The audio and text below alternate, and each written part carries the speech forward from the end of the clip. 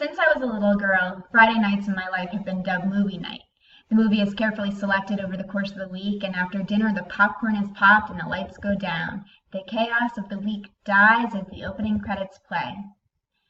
If learning style theory is like the road trip, the next theory, brain-based learning, is like the soundtrack to a movie. The music, the tempo, the lyrics all set the stage for the movie. They clue the viewer into what's going to happen. The tempo of the music speeds up as Jaws approaches the ship.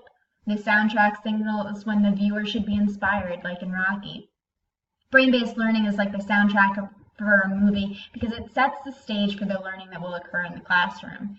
It sets the mood for the lesson and determines how receptive individuals will be to the lesson. Brain-based learning theory explains how some students process information, how parts of the brain function, and how the brain develops.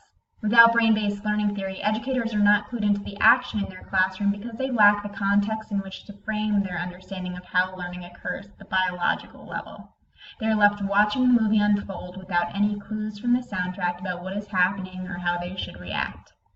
Over the last 2 years, my school underwent a huge transformation, both physically and instructionally.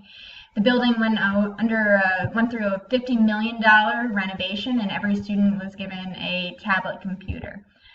Teachers were given PD, classrooms were given makeovers with special furniture so that students are able to sit and work in the environment in which they feel most comfortable. Let's go back to Annette.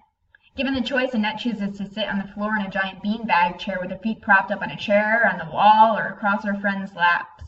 Annette is not shy to make herself at home in the classroom, and she is significantly more productive and more creative when she is physically comfortable and working with others.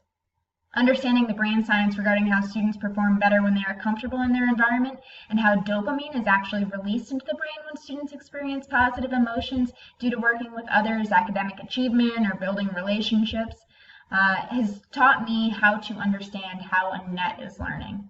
I was able to make sense of the patterns I recognize in her behavior and her performance. As an educator, I want to be cognizant that my volume is turned up and that I'm tuning into how my students' brains are processing information and make adjustments as necessary.